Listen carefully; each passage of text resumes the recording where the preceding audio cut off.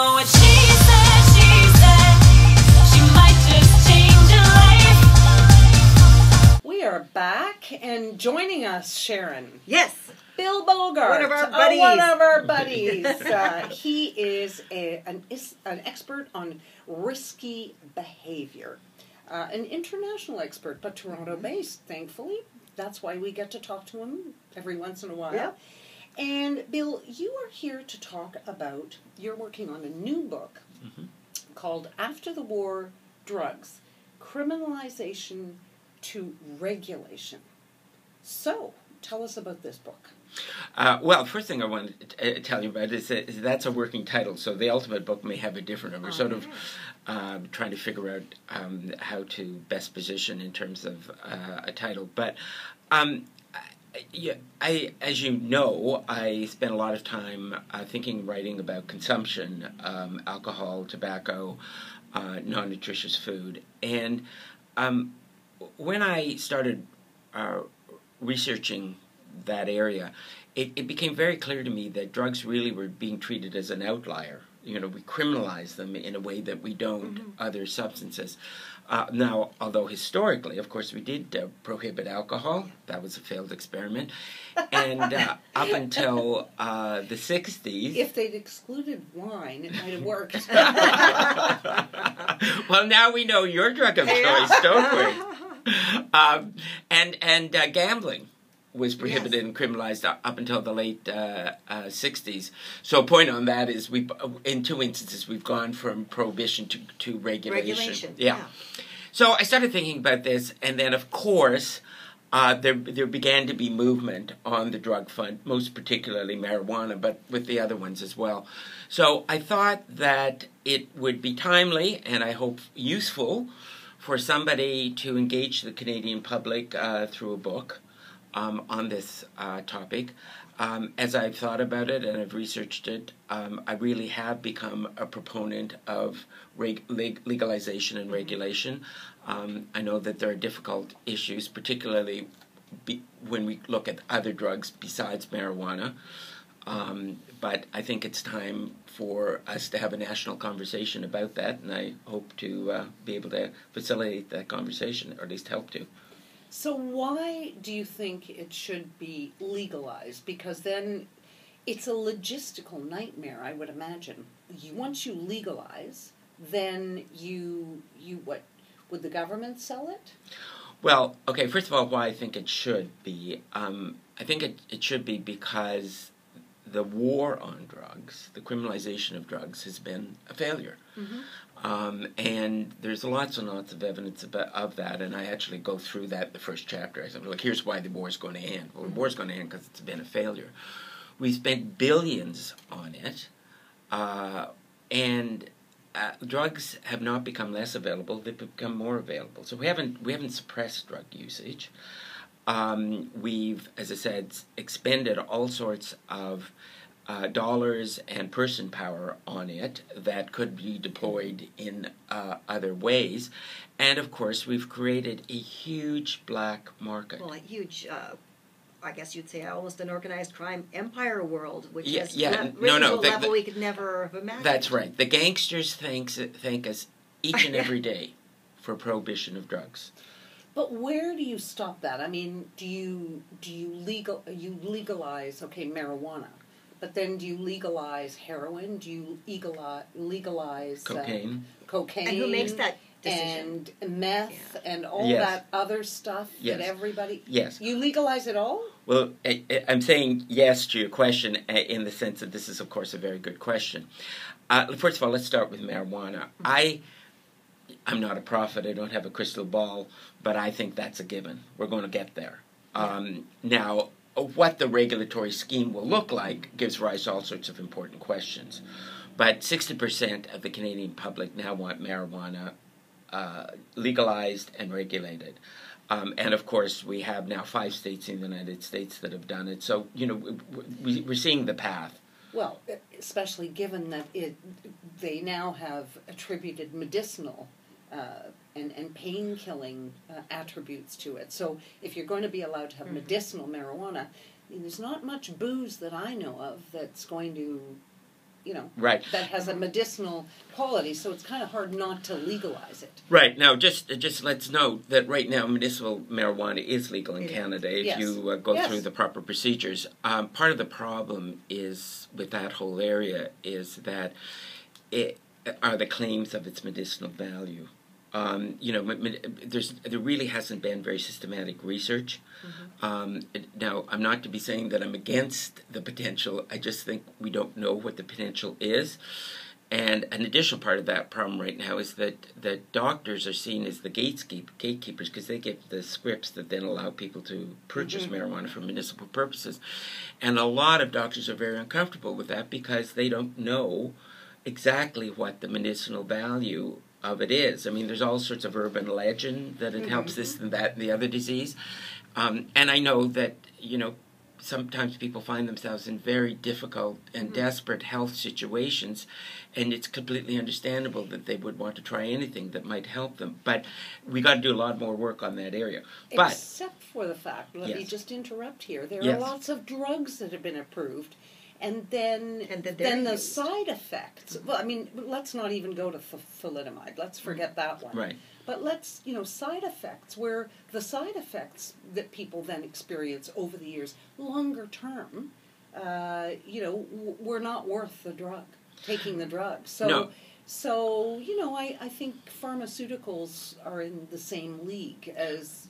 Well, much I'm research is not enough. here to I'm not here to try to defend each and every drug trial. All I'm saying is that while generally speaking, people should have access to marijuana completely under a regulated scheme, and therefore they would have it for medicinal purposes. I think there's probably a lot of more research that needs to be done to establish what in fact those therapeutic purposes are. But you're talking about the war. But isn't the war, if you talk about Colombia, the Medellin, and you talk about, isn't that more than just marijuana? I mean, are we not talking heroin here? Colombia and Bolivia and Brazil are the 3 countries that produce the coca plant, which is the basis for cocaine. So there's a huge chaos in those countries over attempts to eradicate the plant, right? On the theory that if you cut off supply, then you can't make any. Yeah. But people have studied this, what they call the bubble effect, because as soon as you eradicate the plant in one area, it moves to another, because of course the value of it is so high. And some of the governments, particularly in Bolivia, have attempted to try to bring in alternative schemes for the farmers to treat the eradication in a humane way, because up until very recently the U.S. and their affiliates would simply go in and spray the whole thing and cause enormous damages, and this is part of why the war is causing such costs with so little benefits. But it's very interesting. The Latin American governments now have kind of got together and formed this alliance and said, look, we want change. Yeah. Because this is not working. It's creating enormous financial costs and human costs. There's got to be a better way. Yeah. And what are they proposing to do? Change as in changing the war, the way the war is being fought? Or are they saying change as in, okay, maybe we'll just legalize cocaine? Well, and to some extent, if you legalize cocaine and you regulate it properly, and I recognize regulated properly is a huge challenge, you will end the war. Because you'll cut off the legs from the gangsters, right? Yeah. Just as when we repealed the laws about prohibition of alcohol, the black market in alcohol ended. Just as when we have, now tobacco has always been legal, but we regulate it, and so we've accomplished 2 things. First of all, the rates are falling because we very much have this theme of permit but discourage, which and would tax, also and tax. Yeah. Well, but that's part of the discouraging, right? And incidentally, I advocate in terms of regulation very much a theme of permit but discouraging harmful use. Now, even with cigarettes, we've got a bit of a black market going, and that is a serious problem, but it's much, much less than if we just had this huge black market the way we have in terms of recreational drugs. But let me clear something up. I am not suggesting that the regulation, all recreational drugs, will be regulated in exactly the same way. So to That's think, where I was going to go next. yeah. So to think just loosely for a moment, we might land on the regulation of marijuana and the sale of it more or less the way we address wine, liquor, and beer, which in Ontario is the LCBO. Like, we can envisage a time when there'll be a pot counter, right?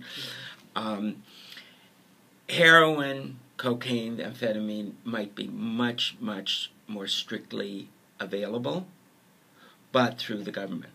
Yeah, but when you go through these drugs, like having teenage kids at home and college and university age children at home, it's the party drugs, it's the Molly, it's the ecstasy. Yes. And my rational brain is thinking, the government's going to monitor use of ecstasy in Canada, and how do you even begin that? Okay, well, wait a minute. First of all, let's be very clear.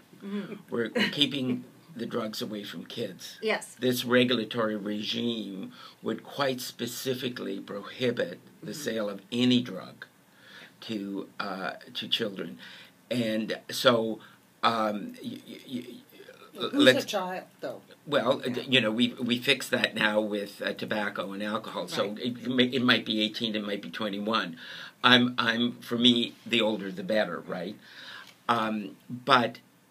So we're not being very, very successful right now. The UNICEF figures from 2013 indicate that the country with the highest rate of marijuana use amongst adolescents is Canada. We have the highest rate of marijuana use amongst kids not know that. in the developed world. And you know what? And the drug's illegal. Yeah. Right? So we're not doing a very good job of keeping marijuana, never mind ecstasy. The party drugs. The marijuana, if you talk to anyone high school aged or early university age, the marijuana is like whatever. It's completely flip. Yeah, but the rates of marijuana use amongst teenagers in Ontario far exceed the rates amongst adults. But it's the party drugs that I fear the most, just because and the you should stories fear that you hear because of the people selling them, and almost as for quote unquote fun, they're being doctored up with other substances, absolutely. And it's a frightening environment. It's very frightening, and of course one of the things that happens is that they're often laced with things that are toxic, so the kids end up being very sick or even dying. So this is a huge problem. And remember, one of the overarching themes of this book is permit, but discourage. This book won't be about glamorizing drugs. No. This book won't, in any sense, advocate it. I mean, the watchwords are drugs are dumb. Incidentally, that includes alcohol and tobacco when used in tobacco across the board, and alcohol when not used in moderation. Bill, are you going to stay here and chat to us some more? Because Sharon looks terrified here at the idea of all these party drugs being legalized. And I like the word regulation.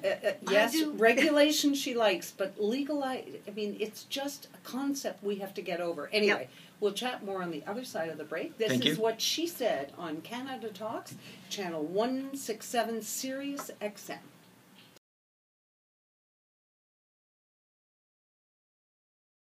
And we're talking about drugs on this Monday morning. And we're talking drugs with a Toronto-based international expert on risky behaviour, society and Canadian law. His name is Bill Bogart. He's a friend of the show, and he has a book in the works. I sort of gave the title, but that title could change. But basically the gist of the book is the war on drugs, criminalization to regulation. Now, we talked about marijuana being a sort of, I think most Canadians expect that will happen. I mean, it's already medicinally legalized, but it will be decriminalized, I think, and it will be legalized and maybe regulated. And I guess that's partly come from years of education as well. I mean, back in the the early Beatles days, and everyone was very scared, and over the years we started to understand more. I think that's right. I mean, I think that we now understand that in terms of propensity to cause the person to become dependent. And in terms of potential toxicity, marijuana is actually quite far down the scale. Yes. I mean, if this were day one and we were reorganizing the world in terms of substances, tobacco is probably the one we would fear the most. Yeah. Very toxic, high propensity to have people develop dependence. But notice we've now taken the position of permit but discourage. Yes. And I think we are there. Or will soon be there with marijuana, although I would say that there will be lots of issues about what the regulatory framework will look like, to what extent we will allow the private sector to play a role, what will be the age cutoff, will it be 18, will it be 21? And then there'll be all the stuff with driving, whether you're going to blow on a breathalyzer, some kind of a breathalyzer, because, so you're not driving under the influence, it'll be different than... Yes. But I just although notice we have that problem now, yes, because even though it's illegal, we have high the rates of usage, so we've got the cops are constantly facing these issues. But what I was going to say is, so for your health wise, tobacco is worse than marijuana, but in terms of a habit, I knew people who smoked every day and could not function without smoking a joint. Okay, well, I think they we didn't go to harder drugs. Yeah. But they did that for years. Well, and see, this is why I keep talking about harmful levels of consumption. If you smoke, step back. I want to make clear, I actually have no interest in this stuff. I mean, my drug of choice is Shiraz. No, we have that in common. And I try to consume it in moderate amounts. But so it's the harmful level of consumption you have to worry about. A couple of joints a month for an adult is probably will have no harm. It'll be just simply recreational, right? But then you do have this hardcore people who begin to use it on a very regular, perhaps daily basis, and they can develop dependency. There's no question about it. These are people who had a dependency, but they might have 3-4 joints a day, as opposed to, chain smokers. Like I know chain smokers who smoke 1 to 2 packs a day, and there's stuff in the tobacco, that is hugely harmful. That's where I've often wondered, though, because that's why we don't want them to do either, right? Don't smoke and don't use pot to excess. I wondered, and I don't know if there was ever any research into it, but people that were constantly smoking joints through the day, for many of them, they were cutting their marijuana with tobacco. So how much of the dependence would come from the marijuana versus the tobacco that's in the joint? That's an interesting question, and since. Tobacco, as we know, is probably the drug that is most likely to induce dependence. If you're cutting your marijuana with tobacco, you're increasing your risks substantially. But as I said, the message throughout the book is discouraging harmful consumption, and I think we can all agree that if you're smoking 3 or 4 joints a day laced with tobacco, this is not a good idea. That's really not a good idea. Yeah. But let's get back to the party drugs. So, marijuana, I think, is something that people sort of already see this coming. Right. But now, but not for kids, right? We'll keep this out of the hands of kids. Well, same as. Yeah, they'll still have to go to the black market because they're smoking it anyway. Okay, but they get their parents together like alcohol. Here I want to introduce. And that's just a fact. That's just a fact. Let's move on, though, to, party drugs. What do we do about cocaine? What do we do about Molly or ecstasy and all that other stuff that in a way we probably want regulated because we have kids dying because they buy stuff and they don't really know what's in it. And they don't know who they're getting it from, and it's tainted with other horrible things. But on the other hand, I'm trying to imagine a government voting on legalizing cocaine and ecstasy and, Right, well, hold it. I mean, first of all, these kids that you're worried about, and I'm worried about them too, would not have access to these drugs under this regime, right? Now, if they can get it on some black market, obviously we have to worry about that too. But the regulatory regime would be very clear in its prohibition of sale of drugs to minors. Okay, just a second. If you go back and look at the UNICEF stats that I talked about earlier, I think they can be quite revealing.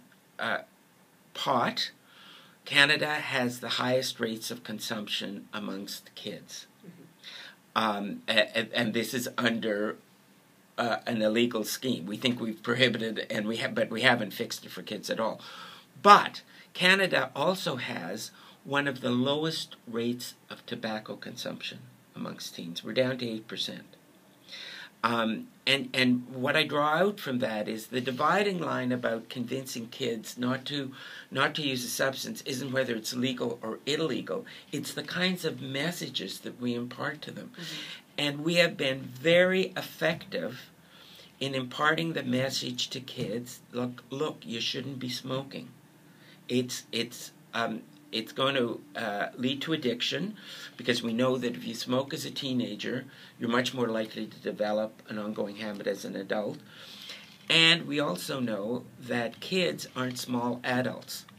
Their bodies, their minds are developing in a way that nicotine can wreak havoc. So we have to, under this regime, it'll be a huge challenge, but at least we'll face the challenge of yes, we have to figure out ways of keeping drugs away from kids. And that'll include cigarettes, it'll include marijuana, and yes, it'll include Molly. Mm-hmm. Well, okay, so they're 21, so university age, yeah. Sharon. They're in their, up to their mid-20s, depending on what year they're in and when they want to party, so they would legally be able to get it. After that, young professionals would be able to afford, I guess, to have some cocaine and whatever, but I don't think most adults really are in the market.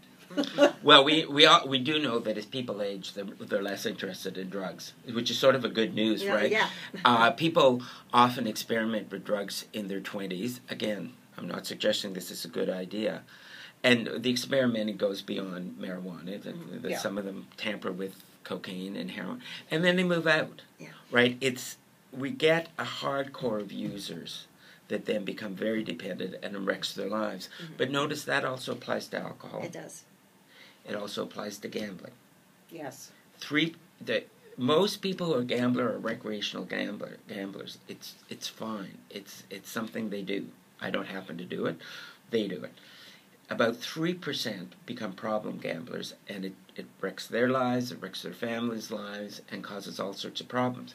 So what do we take away from that? Well, we tried to criminalize gambling for about 60 years. It didn't work. We now regulate it under a permit but discourage. We take active steps to discourage harmful amounts of gambling. Are we completely successful at it? No.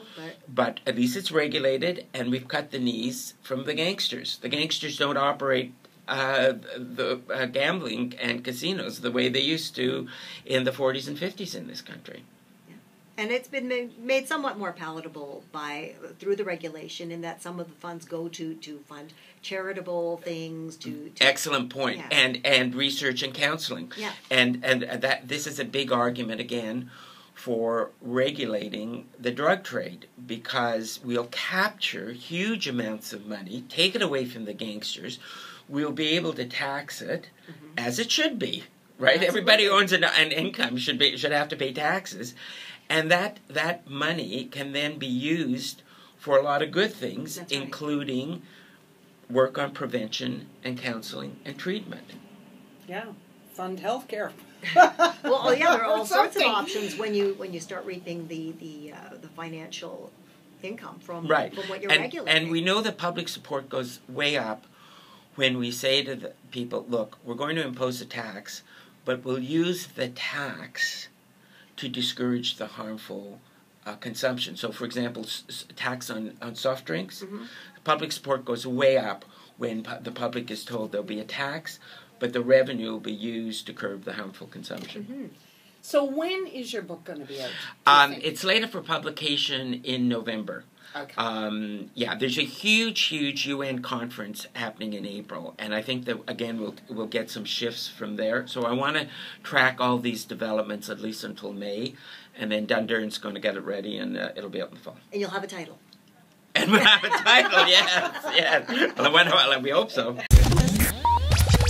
Click the channel subscribe button for full-length interviews and more from What She Said here on YouTube.